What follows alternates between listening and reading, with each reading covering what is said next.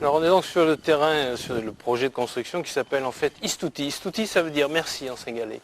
Alors c'est un nom qui a été donné par ceux qui ont été à l'idée et à l'origine de ce projet. Alexandre Hérault de France Culture qui a rencontré quelques heures après le tsunami un groupe d'amis sri-lankais qui eux aussi venaient d'échapper au désastre et qui ont décidé, choqués par ce qu'ils avaient vu et ce qu'ils venaient de vivre, de construire un village pour reloger les gens les victimes de ce tsunami. Donc ils l'ont appelé un peu Istouti pour dire merci d'être vivant en fait.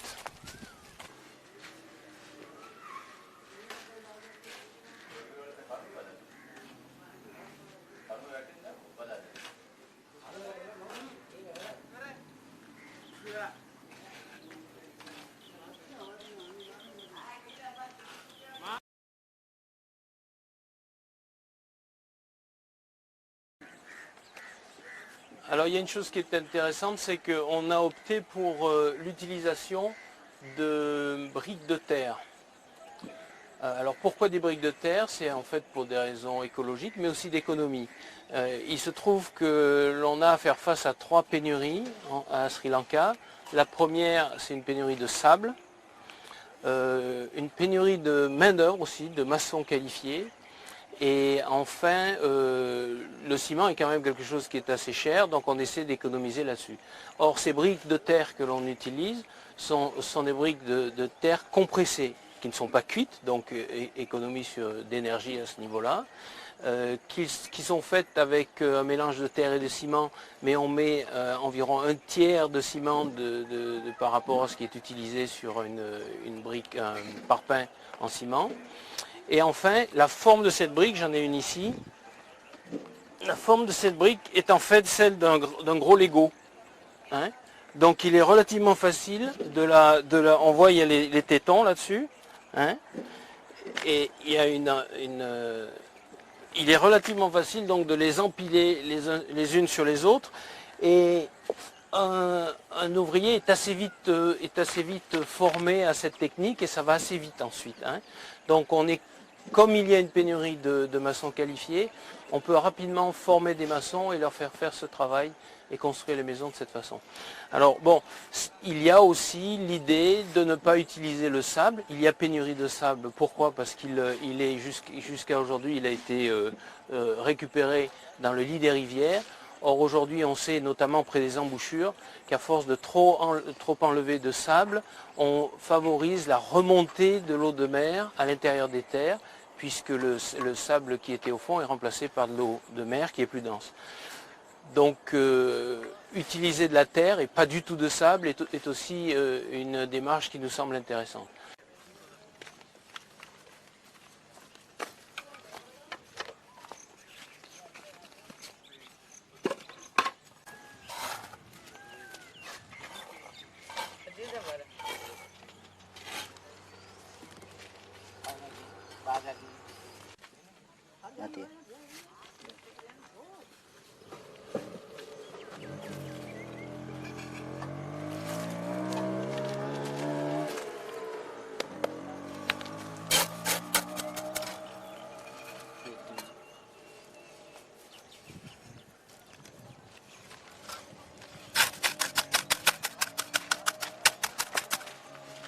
Donc il est important de bien se caler là-dessus, c'est ce qu'il est en train de faire, tu vois. Et tu vois l'espèce de colle qu'on utilise. C'est cette colle d'argile. Voilà, c'est ça. Alors comme je disais aussi tout à l'heure, ces briques ont des qualités thermiques.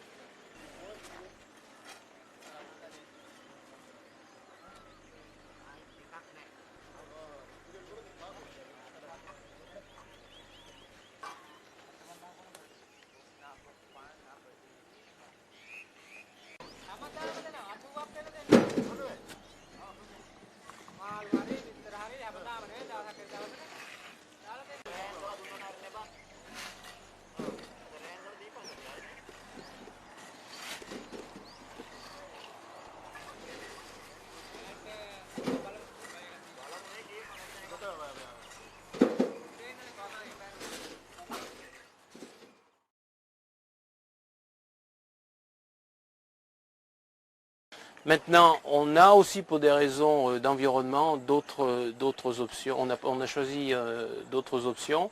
Par exemple, tout ce qui est bois est soit remplacé par du ciment, c'est le cas des poutres principales de la toiture, soit lorsque vraiment il faut utiliser du bois, le cadre des portes et fenêtres. Alors c'est vrai qu'on pourrait utiliser du ciment, mais les bénéficiaires s'y opposent vraiment. Traditionnellement, c'est du bois qui doit être utilisé pour les huisseries et non pas du ciment. Donc on utilise, mais on n'utilise que du bois venant de plantations de Sri Lanka et non pas du bois qui est souvent importé de Malaisie et des forêts d'Indonésie, qui est coupé dans les forêts avec les dégâts que l'on connaît.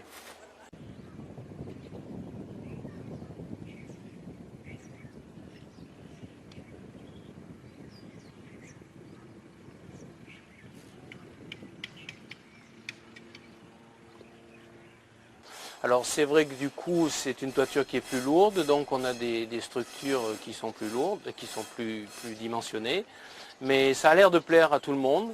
Les victimes du tsunami ont souvent vu leur maison s'effondrer comme des châteaux de cartes. Il y a de ça, pour ça il y a une raison, c'est que très souvent les poteaux en béton armé n'étaient pas utilisés. Lorsqu'ils font une maison de plein pied sans étage, ils n'utilisent pas le béton armé, pas du tout. Nous en revanche là on le fait, donc ça leur plaît beaucoup cette approche.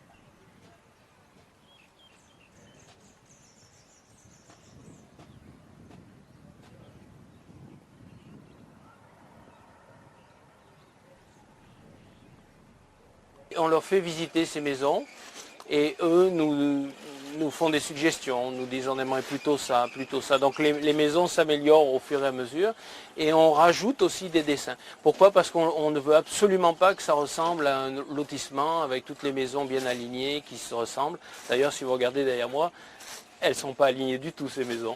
Il y a une autre raison, c'est que ce grand terrain qui nous a été donné par le gouvernement, il fait 30 hectares, hein, donc c'est un immense terrain, a été nettoyé au bulldozer bien sûr, mais on n'a enlevé que les buissons et les broussailles. Tous les arbres qui avaient une certaine taille ont été conservés. Vous voyez, il y en a partout. Et en plus, aujourd'hui, on a lancé une opération de plantation et on plante en ce moment 2000 arbres.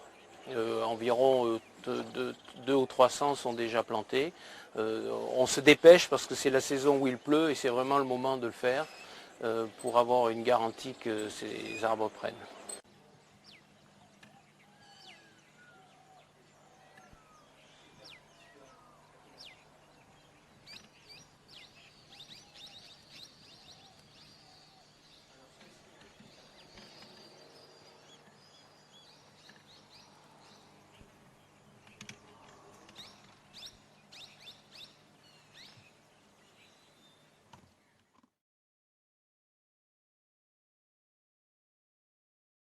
Le premier réflexe a été de se dire on va construire des maisons, mais des maisons, cet environnement est super, mais des maisons et seulement des maisons, que vont faire les gens dans cet environnement? Donc on a vite compris qu'on ne pouvait pas se contenter de maisons et de peu de maisons. Pour faire un village, il faut plus qu'une cinquantaine ou une centaine de maisons. Donc on a été obligé de franchir un pas pour envisager de faire un village avec toutes les facilités que l'on peut trouver dans un village. Alors, puisqu'on est presque sur la crête, on a donc là-bas un rond-point central. Plus haut, on a une caserne de pompiers, une association des pompiers de Limoges, plus des pompiers du sud de la France, Antibes, Grasse, etc., sont impliqués dans ce projet. Ici, ce sera le centre culturel, alors modeste bien sûr, mais un petit centre culturel. Vous remarquerez aussi que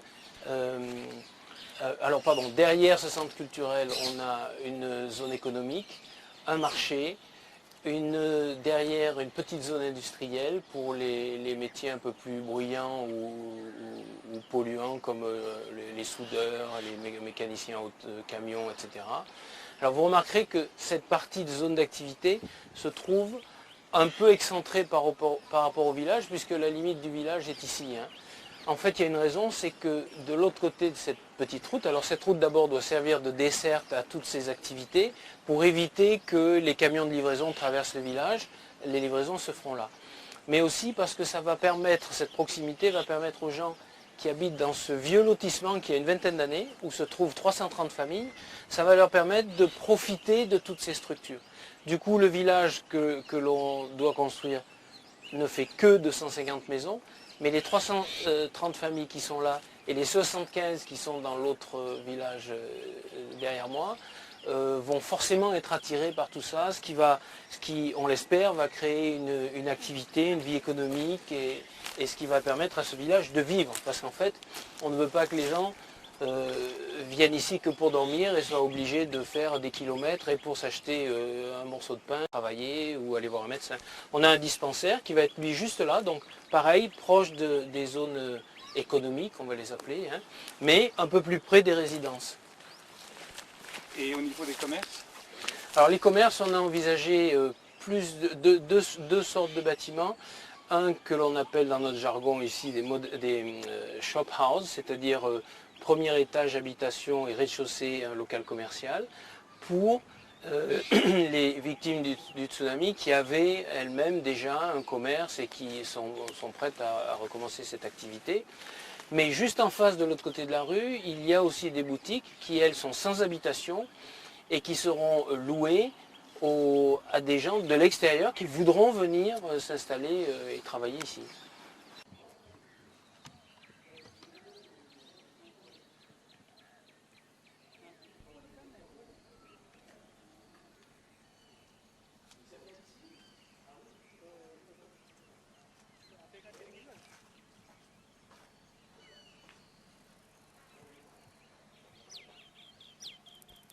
Le point haut ici avec la caserne des pompiers.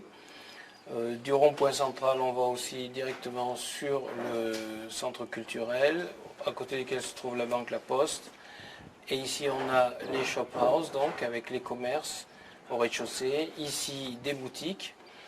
Ici, le marché. Ensuite, petites industries et centre de formation professionnelle. Le tout desservi par cette route qui est ici. Donc, on est d'accord que ça, c'est un peu décentré par rapport à notre terrain pour pouvoir profiter aux gens qui habitent dans cette zone-là.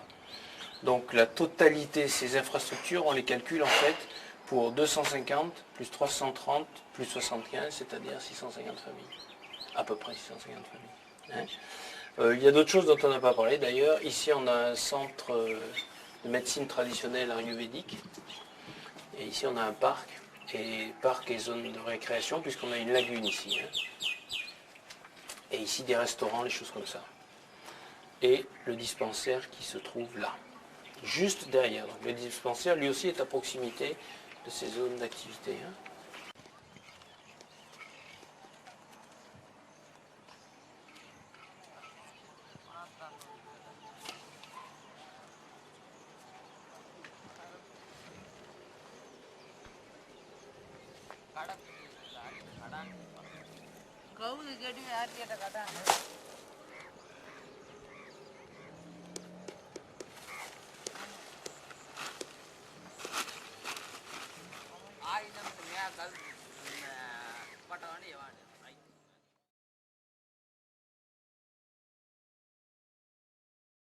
Alors ceux qui sont bien sûr à l'origine du projet, Alexandre Hérault, France Culture et Radio France, mais aussi l'association locale qui s'est créée, qui a été créée par ce groupe d'amis, qui a un nom un peu compliqué, Ruunu Sabaragamua Disaster Relief Fund. Bon, c'est le nom en fait des deux provinces. Ensuite, très rapidement, Fondation de France s'est associée à ce projet et a été un gros bailleur de fonds. Et on les remercie de nous avoir fait confiance parce que ça nous a vraiment aidé à démarrer ce projet ambitieux. Puis Solidarité laïque s'est impliqué pour tout ce qui est éducation culturelle. La Croix-Rouge française plus tardivement.